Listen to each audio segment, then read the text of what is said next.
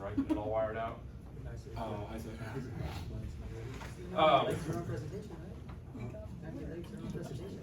All right, let's go ahead and get started. I think we got the majority of you guys here today. So here's our agenda. Since you guys are failing miserably on my sleep lectures, we're going to switch to something simpler, breathing.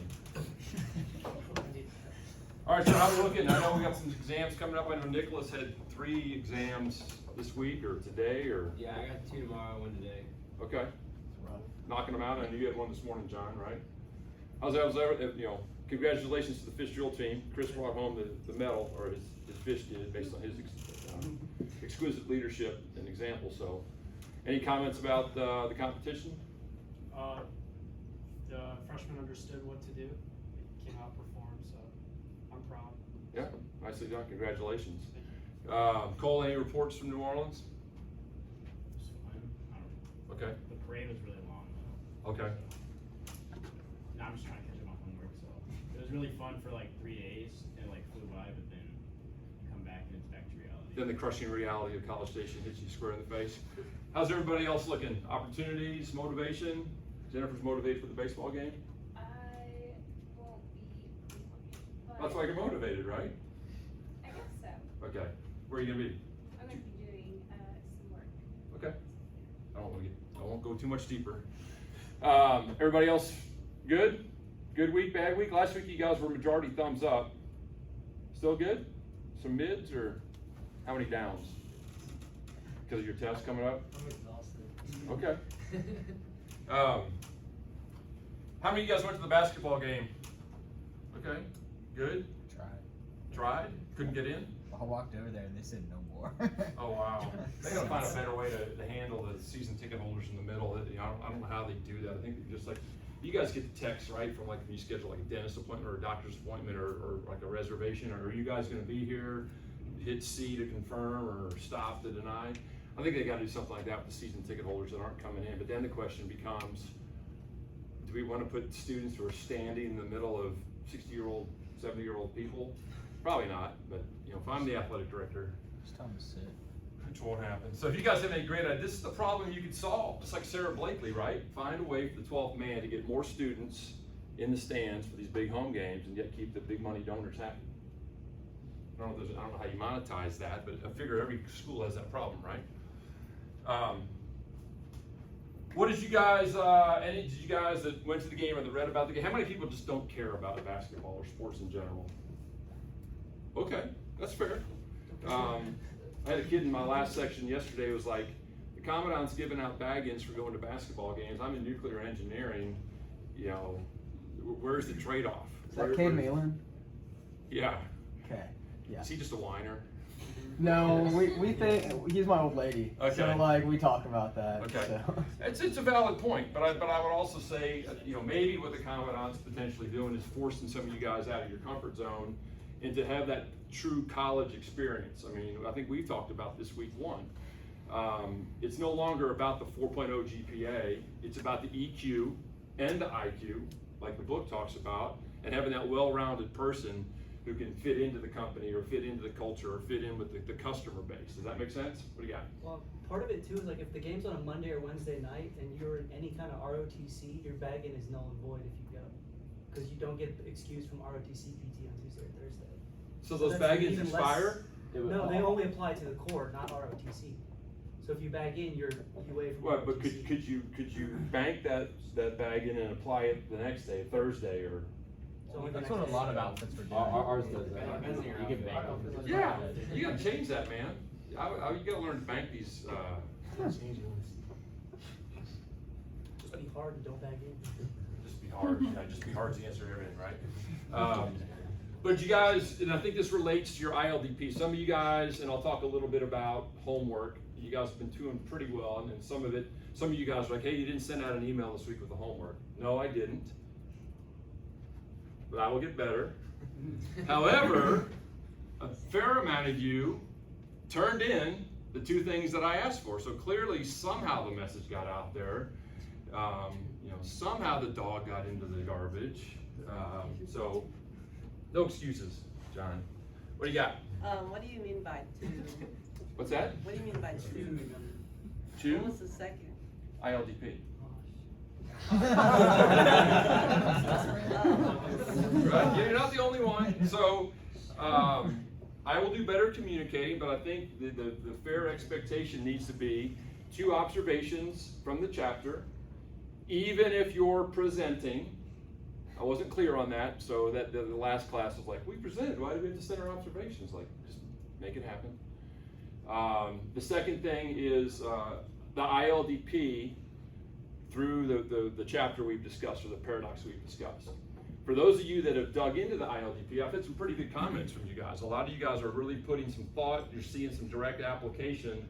So far, the responses have seemed pretty good to the ILDP. Anybody here that's stayed up the ILDP want to comment about what they've seen? Joey, I know you sent me a decent email about it, right? I enjoyed looking at it from a perspective of both like the chapters that we've seen and how it applies to the stuff that we've previously learned. Okay. It's kind of interesting to see 2 things that I guess in itself kind of seem like a paradox, like they don't necessarily seem to work together, but they do. That makes sense. One of the questions that I had a question yesterday from, it talks about COVID, because the book opens up with the talk of COVID, and the book was written during or after COVID, and I think it goes back to Wade Taylor. And for you non-basketball fans, are all you guys on LinkedIn? There's a contingent about people who on LinkedIn cannot stand sports analogies. So usually people will put a sports analogy, but they'll preface it with this is not about sports, and it's all about sports.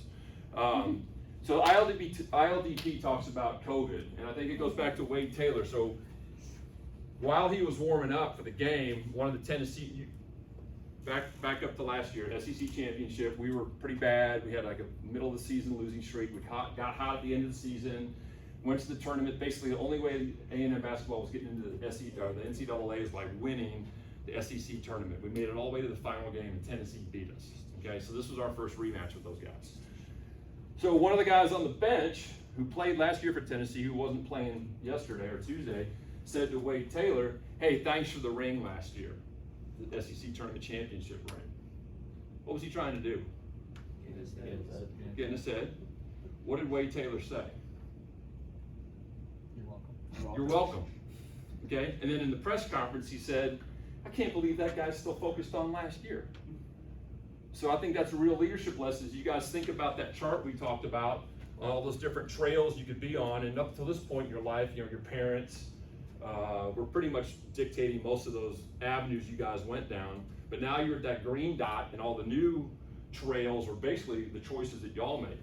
And you can either focus on what happened or didn't happen during COVID. One of you guys wrote, I wasn't as productive as Isaac Newton during his dilemma, but I got $10,000 in scholarships and got better physically. That's a win. Okay, so the moral of the story is, like Wade Taylor would tell you, you're focusing on last year, your focus is off. Okay, we talked about the homework. I will send out homework emails, but now you already know the expectation. Check? Okay. Observations. When you're making observations, and most of you guys are doing this, apply it to your major, to your outfit, to your future role. Don't just say, hey, I like the way he talked about this and that, marry the problem, date the solution. Okay, where have you seen that? Or where could you have applied that concept? Does that make sense? Because this will help make your ILDPs easier as well. And these are the type of questions that people are going to ask you in interviews. Give me an example of where you turned a blind spot into a benefit to get to your goal or your vision. Well, blah, blah, blah. Make sense? Okay. ILDP, there's the introduction part of it, and then there's 8 paradoxes, so there's 9 sections of the ILDP. We're going to start eating them every week. That way you guys will be done, in April, and it's one less thing to worry about, early in April. Check? Still email the observations. Email me. Thank you guys that are presenting today. Email me your presentation the night before. We've had some technical problems. Wi-Fi wasn't working yesterday. He had to scramble to get his computer. His computer didn't like the HDMI cable. Email it to me the night before. That way I can download it and have it as a hard copy on my computer. Make sure you rehearse them. It's obviously the people that rehearse it, and it's obvious the people that don't really know what they're doing, and they're just here saying email PowerPoint slides to me the day before class. Rehearse. Got it? Check? Check. Okay. All right. Breathing. We're going to do this, then we're going to our presentation. How many of you guys have spent much time learning about, reading about, thinking about breathing? What do you got?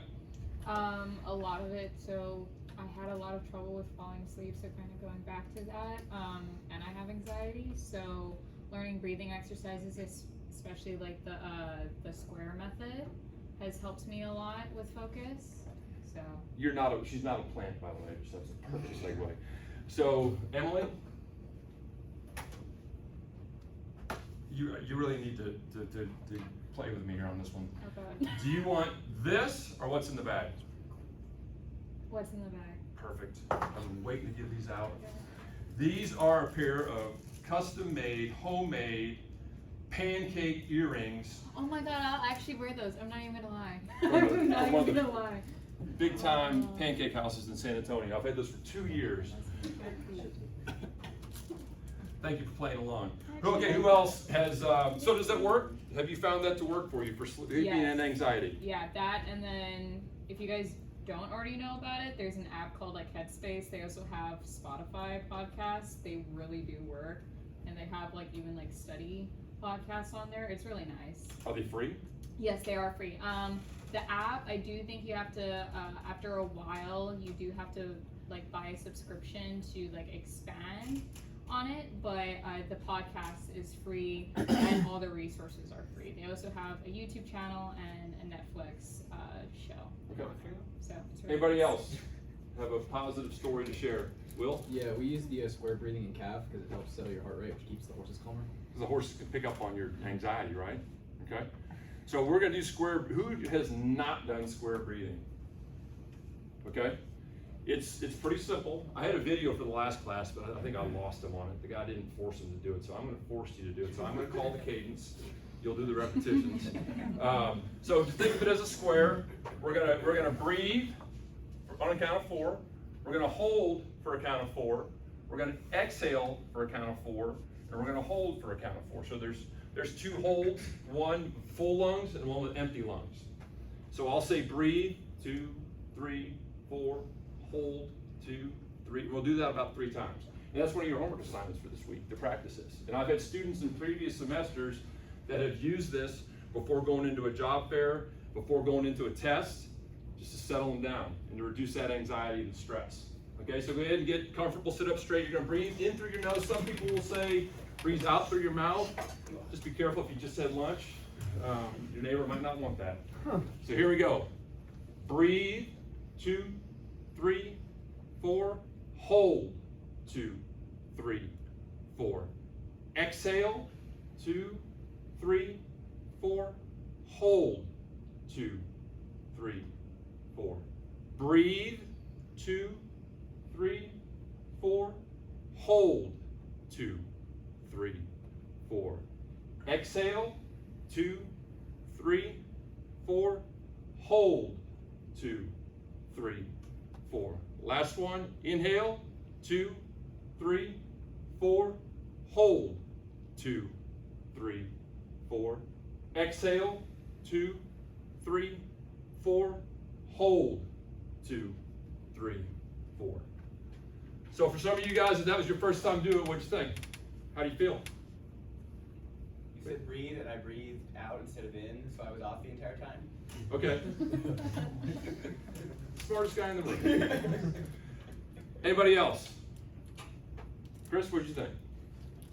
I feel like doing that before like a stressful situation would really help alleviate and like make you calm. But I'm not really stressed, or like my heart rate's not really that high right now. Okay. So I feel like my reaction was not as prevalent as it would be in a Okay. stressful situation. Did anybody have a noticeable reaction?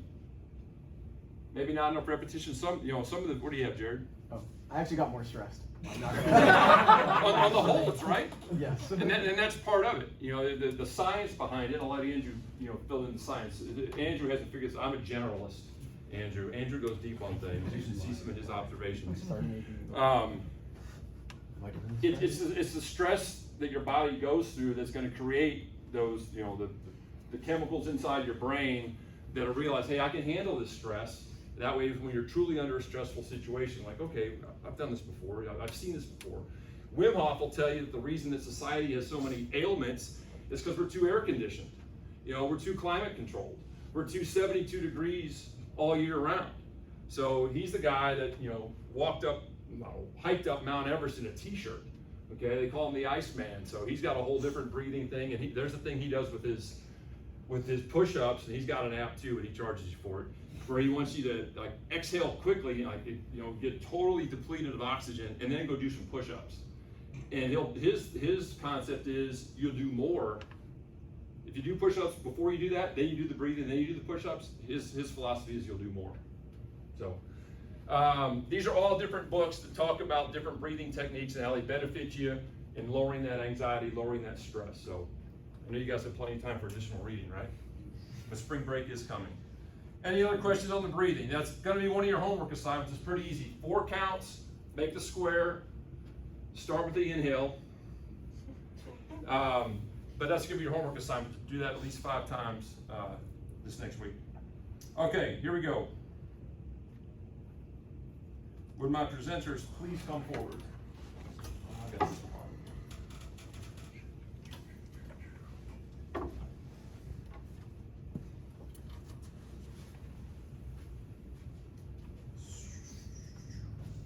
So,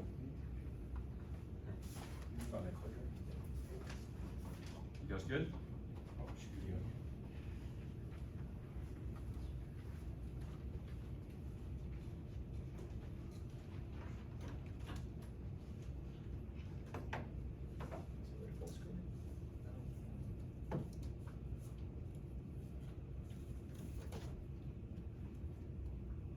Let's try to make it full screen. So we scroll down. I think it's fine. Can you scroll down to the second slide?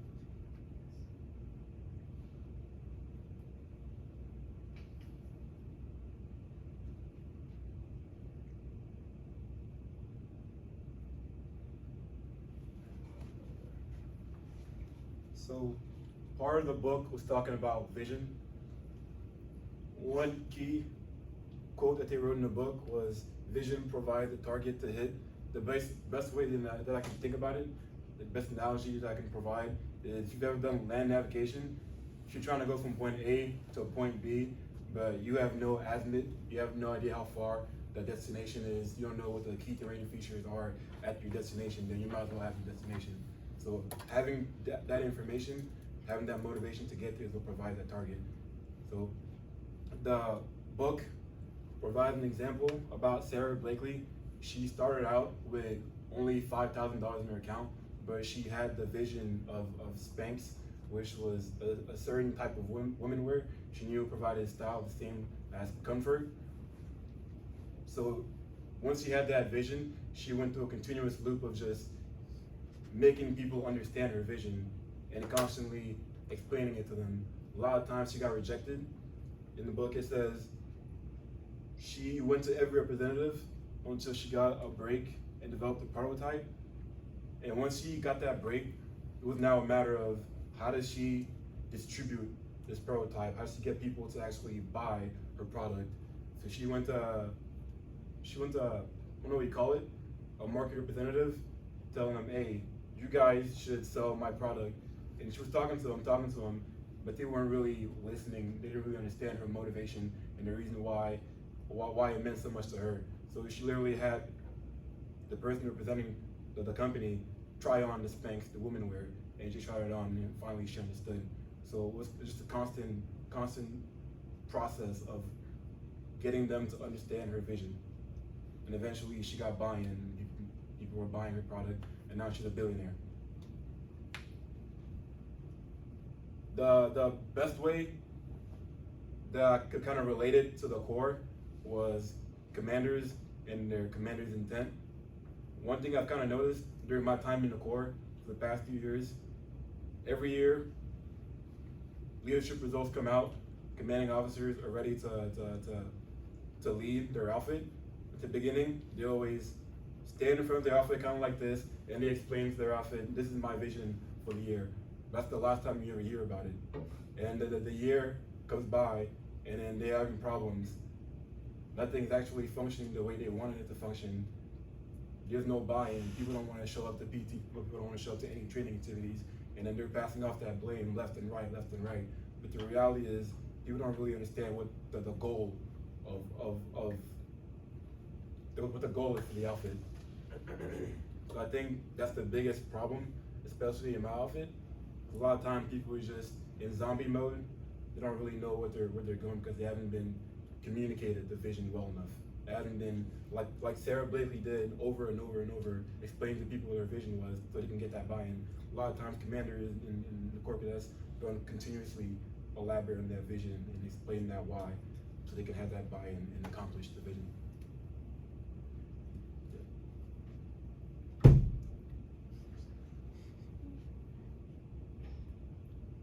Alright, so we talked about vision, now we're going to talk about the blind spots. I actually have a pretty funny story about blind spots. If we roll back to FOW this year, where it was the fish cuts day, so all the seniors are excited to buzz the heads. I just get to drive the heads of the fish, not the sophomores. But I'm just a driver because the seniors didn't have enough cars, not enough seats in their cars. So I'm driving, and we're moving on to sports clips, when a sports car just starts cutting me off out of nowhere, right? So they're not checking their blind spots, and I'm in a room that's in a car that's already full of scared 18-year-olds, and I'm sure be swerving, honking, and braking real hard to make them feel any more confident in the leaders we have in the outfit. But that's just a little funny story about blind spots. I may have cursed a little bit and freaked them out, but they're happy now. I'm sure they're very happy. So, about blind spots, in the book says potential to harm not only the leader but the organization too. And we see this with Ron Johnson. Right, so he worked at Apple and Target as CEO, I believe, and he did great enough to get hired on by JCPenney in 2011. And they thought, with his foresight and his ability to lead, come up with new ideas, he's going to lead us to the future, right? JCPenney's is going to be the greatest corporation in the world. It backfired. He wasn't checking his blind spots, and they just collapsed. I mean, stocks down 51%, and there's a quote about him, I believe. He didn't only run JCPenney's off the road. As he was leaving, he then set them on fire. Right? So, not only harmed his reputation, I assume monetarily he's fine, right? But JCPenney's not all right. I haven't heard from them in a while. I got Blockbuster and Netflix. Okay, so Blockbuster, industry leading. They're renting out CDs, videos, games, all that sort of stuff. And this guy makes Netflix, right? He says, hey, I'm gonna sell this to y'all. This is my idea. This is gonna work. This is what y'all need. Blockbuster's only looking forward. They're saying, no, we're doing good. We're doing great. We're collecting lots of late fees, making a lot of money. Eventually, Netflix passes them. They just pass them right on down the road because they're not checking blind spots. They didn't see them in the rearview mirror. Now, where's Blockbuster? Nowhere, right? The Einstellung effect, okay? If you're only focused forward, right, and you get that first answer, it may not be a solution, right? So the Einstellung effect is when you get that first answer, whatever problem you have, you're just on it, right? So you see your answer, A, B, C, D, E, you see the first one, A, is like, oh, I found that answer, I got that number, it must be right. It's not right, it's a trick. You gotta keep solving out the full problem, check everything, make sure you get the right one, because it could actually be C, or even E, right? And date your methods. I thought this quote was funny. You marry your problem, and you date your methods, right? That means you continually touch on each of these methods that can solve your problems, look at them, talk to them, let them talk to you, right? So you want to find out as much as you can about each of these methods, and you want to find the best one. You can't settle down just yet. My mom told me a lot of similar things about girls, so she's an interesting lady. Cannot be blinded by the first answer. Find a solution, right? So your blind spots can be both a helper and a hindrance. They can help you look back, right? See what's coming up, see what you can do better, know your where you can go wrong in your problem-solving ventures, right? But they can be a hindrance. Who can tell me the guy who's competing with the Wright brothers to make a plane? Nobody, because he lost. Because he was too busy checking his blind spots, scared of failure. Wright brothers, not scared to fail. They knew they were gonna fail. Who's gonna make a plane on their first try, right? This guy thought he could, he couldn't.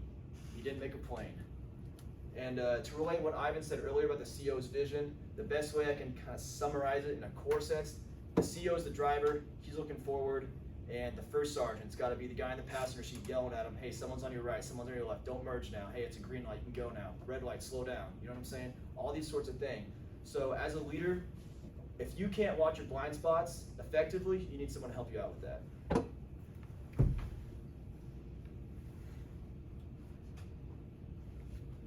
Okay, so I'm gonna talk about, the book talked about like balancing your vision and your blind spots at the same time. So it's often a neglected insight. So ideas will come and go, but you must fall in love with the problem first. So the book talked a lot about like you need to have like falling in love with the problem and like having that drive you instead of just like finding like solutions, or like you need to fall in love with the problem itself. And then once solutions are found, like I said, people they end up falling in love with like, one of the challenges is that people start to fall in love with the revenue instead of the passion that they once had. They start chasing the money instead of like what drove them, and that can cause a downfall. And then it also talks about never letting your passion for solving the problem die. And then the book goes into talking about key ways to navigating, balancing your vision and your blind spots. A couple of the 8 were like keeping people around you that maintain your health and balance. Talks about having like a community around you to keep you in check. Making sure that you're asking yourself questions like what do I need to improve on? Like what things do I need to let go? What things do I need to let, like it says like have a funeral in your life for. It's just talking about like continually growing and having people around you that support you to keep your vision in line. And then it also talks about like journaling is important, like recording your failures and looking back on what you've done in the past and learning from those as well. And then it also talks about listening and learning. Make sure that you're always like listening to those around you and learning. I think a lot of times, like in our generation, we have a lot of people that have a lot of opinions and they want to talk and they want to be heard, but it's important to take time to step back and listen to those around you. And then lastly is like never strain. It emphasized never strain from your central vision. Like it just talks about keeping the drive that you have for the goals that you have and never letting anything get in the way of that. And then, like I said, essentially the goal is to continue to develop yourself and keep yourself in check. It's like continual growth basically. And then having a big vision and seeing that in a sense there are no obstacles is really important. And then lastly, the book talks about the Apollo 11 mission for NASA into space.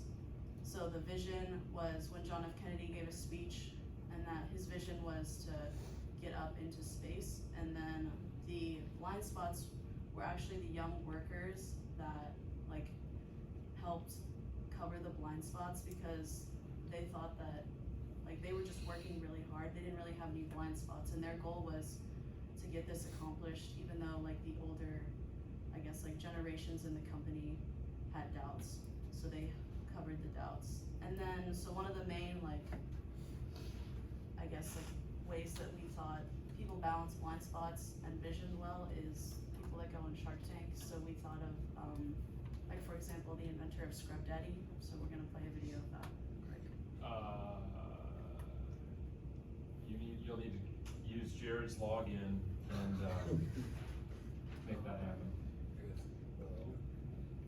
It's only a 2-minute clip. I feel like we can skip it. It's not really just kind of ending it. Okay. You can use your imagination. Yeah. Alright, so I guess that's all we got then.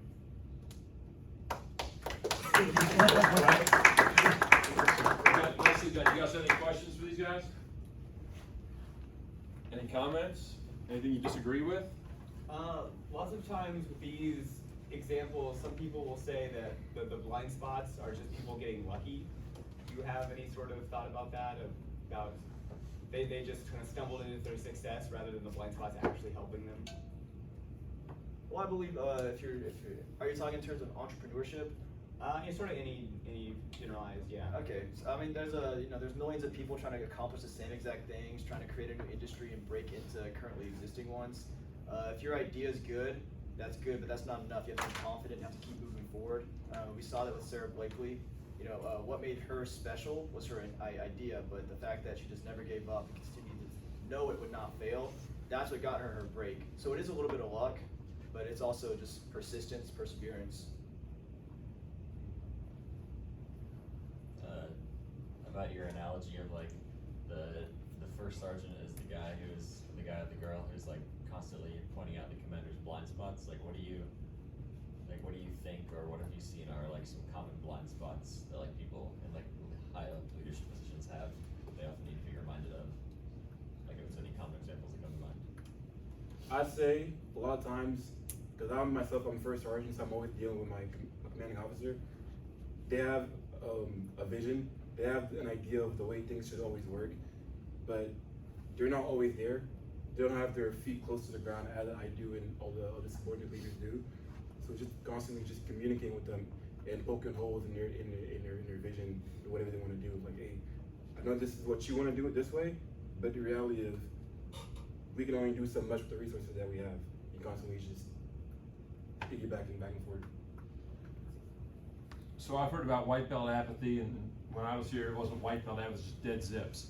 So how do you manage a dead zip, creating vision for a company that might not be in alignment with the white belts, the juniors, or certainly the black belts? How do you guys handle that? One thing my outfit's doing right now to really combat like white belt apathy, especially in the senior class, is since we started doing transition training for the fish, all the juniors and sophomores are doing transition training until next year's jobs. So like the seniors are no longer responsible for their chains. The juniors now fill that senior role. So then like the seniors aren't required to attend as much because they're not going to anyways. So instead of trying to fight them to like get the help, basically we're taking away that responsibility from them, and they're being more regulated to like an advisor role. As that they're gonna be graduating soon, they're focused on their classes, they're focused on graduating, not as much on the core. And then that's also giving the juniors the relative experience to where when they come in as seniors next year, they already have an understanding of how to run their chains. And so that first semester is not just full of constant mishaps and miscommunications. Okay, you guys have doing something similar to that, or is that a novel approach where you got? So kind of like what they're doing. I'm the artillery band training sergeant, so I have to take care of like multiple outfits at one time with training and stuff. And I know like him as well are like under training chain. The training sergeants like started the year taking care of everything, and then they slowly integrated the piss heads into taking care of everything. So it's at the point where like our piss heads lead everything training now. Okay, I know this has come up on recruiting before, right? I guess back in the day, the sophomores did like to spend the night in the recruiting. Now I guess that's shifted, and there's a concern. I think Zach brought this up that next year you're not going to have this rising level of experience or knowledge because they haven't done it. So recruiting's an area as well. Training is another huge area. Logistics is another huge area. What about these seniors that you're making consultants or advisors? Isn't there a small percentage that might want to still be actively involved? Or is that just, yeah, Cole? Yeah, I'd say you just kind of pick and choose who to build around. Like you can tell who's kind of starting to drop out, and that's where you kind of take the junior roles and start to replace them. But then the ones that are still doing a good job, I feel like you still keep them in their position, at least in my outfit. I feel like just because of the position that the seniors have, it's kind of like Cole was saying, where it's, as they start walking away from their position, you can kind of tell where they need help, and the juniors will start picking up the slack to then take over that position. So it really probably, at least in our outfit, depends on what the specific senior is doing in that chain or in their current role. And if they are starting to walk away from it, then we'll typically have someone that will step up and fill that position. So I'm hearing it's basically individual personality within the senior class that'll determine corrective action. I mean, that's pretty much kind of was like for us, we're not forcing the seniors out by any extent, but like it was very evident within like a day of saying, hey, this is our new policy. Half of them just immediately went, okay, here's everything you do as a senior, bye. But then there was the other half that was like, hey, I'm gonna slowly put this on you.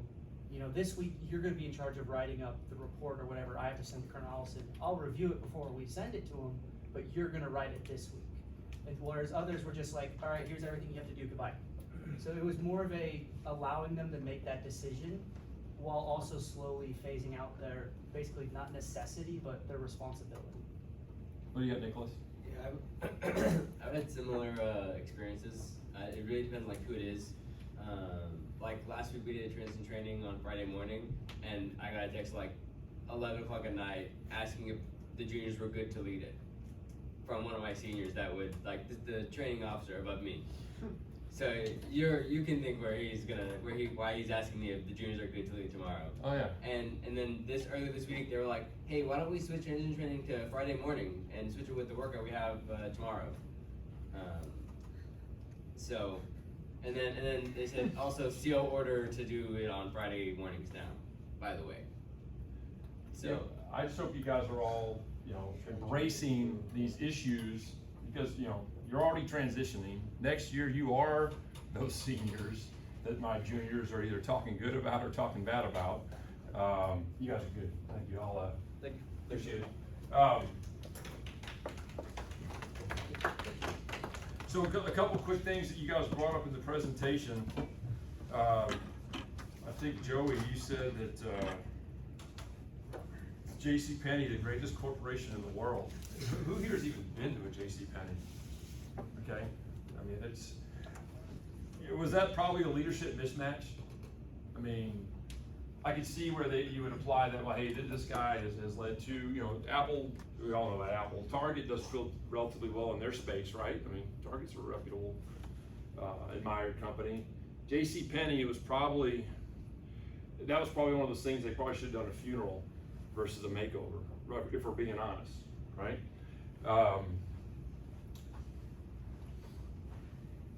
See if there's anything else here. So I really like Sarah Blakely. How does she relate to you guys?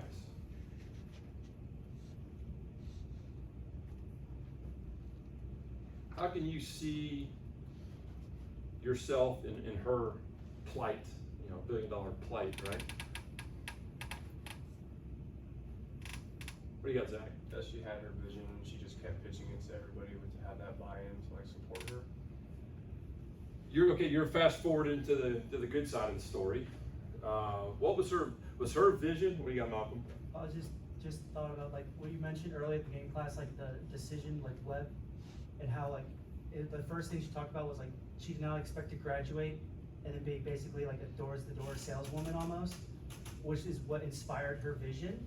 But it's like it was kind of connected to that, like, yeah, I'm graduating in about a year, and just because I have a plan of what I want to do after graduation doesn't mean that it's necessarily going to happen, but it might be another opportunity for something even better. Because you could argue she's doing way better than she would if she had actually pursued her degree, like job field. So what was she selling? Fax machines. Fax machines. Have you guys even seen a fax machine? I mean, selling fax machines in the early 2000s was probably still an industry. I had one in my home office for a while. Do you think that's what she wanted? Was that her vision coming out of Florida State? How many of you guys want to go sell, I don't know, what's the equivalent of a fax machine these days? An iPhone? Okay, how many of you guys want to work at the kiosk at Costco selling cellular plans? None of you, right? Okay, you guys want to go Apple, Google, NASA, Marine Corps. I mean, none of us go to college, invest the time, energy, blood, sweat, and tears to go sell fax machines, right? So you said that gave her vision. What else did that give her? Well, people skills. Huge people skills, right? Because what's a fax salesperson doing? Selling things. How are they doing it? Talking to people. How are they doing it? Do people want to talk to fax salesmen? How are they doing it? Anybody else other than Malcolm? This is, remember, participation counts. By relating to them. Okay, but how are they relating to them? Forcefully. Using their EQ. They're using their EQ. They had to go, she was going door to door in Florida summers, sweating her Spanx off, and that's where she came up with the idea, right? I mean, so she was door to door. Anybody with the business was a potential customer, right? Because back in the day, if you had a door and a floor and a business, you probably needed a fax machine. If you didn't have one, it was her job to convince you did. So she learned the people skills. She learned how to take what? Well, no and rejection. I mean, that's when you're a door-to-door salesperson, because I was one. I was selling uniforms, 65-35 poly cotton blends. Who wants to wear that? But I convinced enough people they needed to. That's where she got. I think that's what gave her the confidence, the EQ, the zero fear of rejection, or a respectful a respect for rejection. She knows it's a numbers game, right? So she does a thing called Monday morning or Mugshot Mondays, and this was one of them, and I think it speaks well to you guys. I don't know if you can read it. The pessimist complains about the win, the optimist expects it to change, and the leader adjusts the sails. I mean, I think that's everything you guys are going through, right? You can either complain about it, you can hope it's going to change, or you can do something. We talked about luck, rookie smarts. How many of you guys have all heard it, that you create your own luck? You've heard that, right? How many of you guys believe in that? How many of you guys don't believe in that? Why don't you believe in that? I don't believe in luck. I think everything's meant to be what it should be. Okay. So whatever will be, will be. You don't think you can create your own luck? You could create a possibility, an opportunity for yourself, but I don't think luck would be the word to Okay. Who else raised their hand? Reagan? I was just iffy on it, because, like, I don't know. I, like, somewhat believe in luck, but somewhat not, because I feel like if you're putting your, like, I don't know, it's like... What was the other equation? Luck is where opportunity meets hard work, or is that the right formula? Am I close? I believe that you can make your own luck. I guess a good example would be, I guess almost everyone in this room is like Odell Beckham Jr.'s like catch. Like if he didn't put in the hard work in college or in high school, practice, making those one-handed catches and everything like that, then in no way, shape, or form would he just gone out there like just an average person and done that. But I mean, a lot of people say like, yeah, that was a lot of luck. It's spectacular that he was able to make that catch. Can anybody in this room have gone and done the same thing? What do you got, Jared? Well, like, what is luck? I think luck is just an opportunity that presents itself, and like you can make luck by just stepping yourself out there into those opportunities, like she did. Like, just the more chances that you do, just like at a lottery, if you freaking do the lottery more, you have a greater chance of those types of things happening. So yeah, you can absolutely make those opportunities. To kind of go off what they said, it's like I feel like you kind of have to put yourself in the position for that luck to go through, if that makes any sense. You got to show up. I mean, in sales and in any of your jobs, whatever industry you guys are going into, if you want to get a job as an astronaut, there are certain things you have to do. And if you don't show up for the very first building block or prerequisite, there's no chance you're getting to this one. You're not going from a person who's never been around a plane or been a pilot straight to astronaut. Okay, there's certain dues you have to pay. There's certain things you have to show up for. Okay, so yeah, you put yourself in that position by giving yourself options. Applying for those $10,000 in scholarships during COVID, so that when school hits, that's one less financial worry you got to worry about, right? Or when you get a job, having these student loans. So the moral of the story here is, and I think I told you guys this week one, it's not about the industry or the company. Your first job out of college, hopefully it'll be your dream job, but what's the reality of that? Okay, set the expectation. You just want to find a company that has a solid reputation, a culture that you're aligned with, and that's going to train the hell out of you and give you opportunities. Because that's what she did. She went there. She graduates from FSU, can't really find a job. She works at Disney part-time while she takes the LSAT because she wants to go to law school. She bombs the LSAT, and next thing you know, she's a fax salesman woman. But she does so well that she becomes a national trainer, makes enough money to go explore her passion on a problem that she figured out by going door to door, sweating her Spanx off. And it's about this. Do you think she was scared when she put her whole life on a credit card or depleted her bank account? What did she do going back to this right here as far as when she made that sale to Neiman Marcus? And they said, okay, yeah, we'll take some of these products. What did she do? Who did she fall back on? Friends.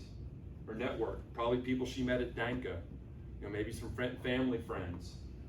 They don't say it in the book, but the Forbes article I read on her, not only did she call all her friends, I think it was Dallas, I think it was Neiman Marcus, to go buy the Spanx, she reimbursed them for them, okay? Most of her friends probably didn't take it, but some of them, probably did. So do it scared, right, Nicholas? Any other things that stuck out with you on the chapter? Who liked Mark Twain's quote? This is when you guys could use your books. You like Mark Twain's quote? Yeah. What was it? Don't fall in love with the solution, but fall in love with the problem. Or is it something else? Something else. Okay. It's going to be on page. So that's why I want you guys to have the hard copy book. That way you can break it out, you can highlight it, you can mark it up. Page 53.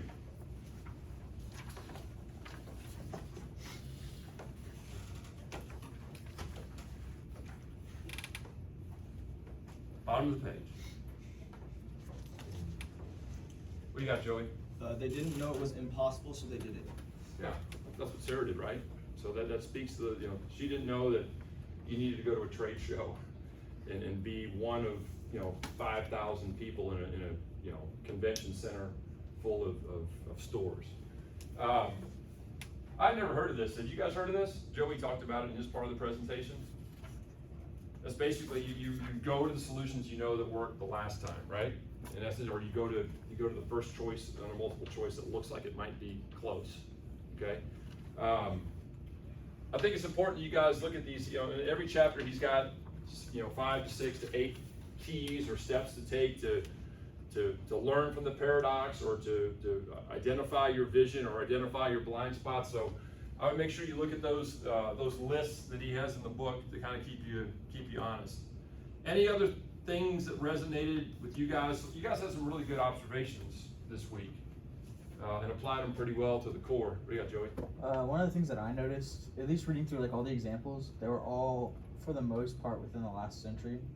They've all kind of, I saw as we've developed our broader range of knowledge in society, there's become more blind spots for people to kind of, I guess, be able to foster this success and these challenges. So, did I hear you say that because of technology, there's more knowledge and less blind spots? It's kind of a give and take. There's only so much you can look up on the internet, right? So if you went to A&M back when it was founded, there was only 5, 6, whatever majors, right? But now if you go and try and pick a major or a minor as a freshman, you're gonna be lost in pages and pages of majors and minors, and you can't possibly learn all of that stuff in one lifetime. So I feel like there are plenty of blind spots now in comparison to back then that have kind of allowed us to take this route and create this paradox, I guess, in a bigger sense. Okay. A lot of you guys commented on the whole entrepreneurship theme of the text. Anybody want to share? Somebody in this class called BS on 72% of high schoolers want to be entrepreneurs. That wasn't me, but I did find that statistic ironic because I had a friend in high school who said I'm going to be an entrepreneur, and that's what he did. He started buying and selling sneakers in high school, and we all were like, dude, you need to. He's like, I'm not going to go to college. I'm being an entrepreneur. We're like, dude, you need to go to college and stuff. You're a B student. He's like, don't worry, I'm a B student, but you A students will be working for me. And now I open Instagram, and he's at fancy hotels and has made millions of dollars as an entrepreneur. It appears. It appears, yes. I haven't seen him in years, but I mean, he's wearing expensive suits and staying at 5-star Hyatts in New York and stuff. That's the social media side of the story. Hopefully it is all accurate and true, but anybody else have something? Chris, what'd you have? You were the entrepreneur in high school, right? I was, yeah.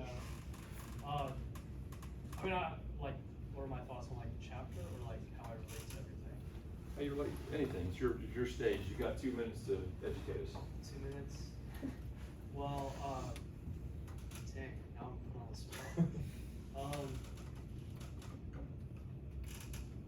I have nothing. I'm not prepared. My brain's not really working. Okay. Anybody else have any thoughts on the entrepreneurship? Any closing comments about the chapter? Any questions about the ILDP? there should be 0 questions about the homework assignment, right? The group for next week, I have John, Jonathan, and Malcolm. And then the week after that, I've got Daisy, Kane, who's not here today, and then Reagan, okay? And then after that, I've got Jennifer, Emily, and Zach, okay?